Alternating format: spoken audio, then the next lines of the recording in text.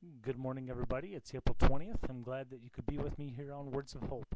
Uh, we're going to look at a two-part series on love. And the first part I want us to look at is out of the book of Matthew, chapter 22, and it starts at verse 37. But I want us to move down to, I'm sorry, it starts earlier than that, but the verses I really want us to look at is verse 37 down through 41. I do apologize. That is 40. I'm sorry, but 37 through 40.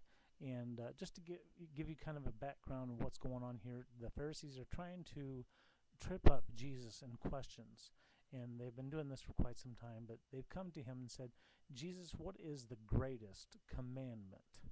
And Jesus replied in this way. He said, "Love the Lord your God with all your heart, with all your mind, and all your strength. This is the first and greatest commandment.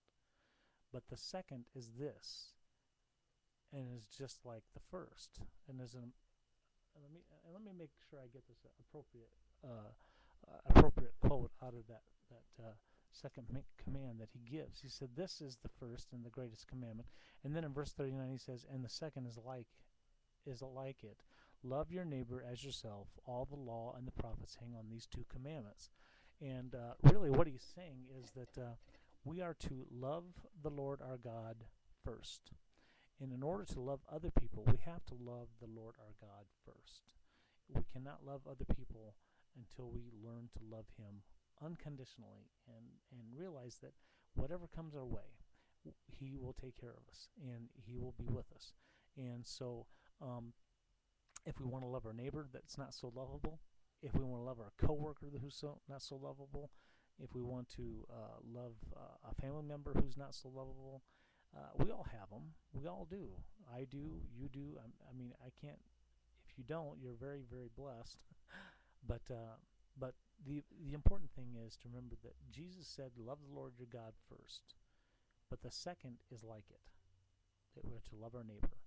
And the true meaning of the Greek word neighbor is those you come in contact with, all those you know, all those you come in contact with. It's not just a person you live next door to. That is not what he's saying. That is not really what the true meaning of the neighbor is. It means to love everyone and love them unconditionally. We don't have to love the things they do. We don't have to love the sin. We just have to love the person because they have a soul. They have a soul that needs Jesus. And we may be the only Jesus they ever see. Tomorrow we're going to look at another two passages of Scripture on our second part and final part of love that I want to look at. It's out of the Gospel of John and First John, and there's two verses in those two books in the New Testament that you might have realized it before, or maybe it would bring some enlightenment to you. I know that in my college years, it was something a professor that brought up that made it was like a total enlightenment to me. It's like, wow, how amazing these verses really correlate with each other. So I don't want to give that away to you right now, but I do want you to join me tomorrow, April 21st, and we're going to talk about those two verses and how they correlate with each other.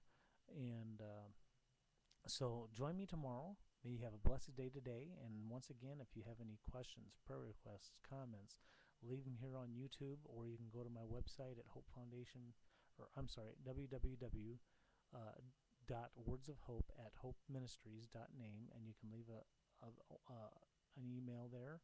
Or if you've missed any of the videos in the past, you can go to www.hopeministries.name and go down to the bottom of the page, of the home page, and look for Words of Hope Devotional and click on that page there, and it'll have all the devotionals from the past. So may God bless you and have a wonderful day, and may you just remember, love the Lord your God and love your neighbor. Remember those two things, and your life will be much happier, even though it is difficult sometimes. You can do it. God gives you the strength to do so. You have to trust Him and believe in Him. So may you have a blessed day, and hopefully you'll join me tomorrow.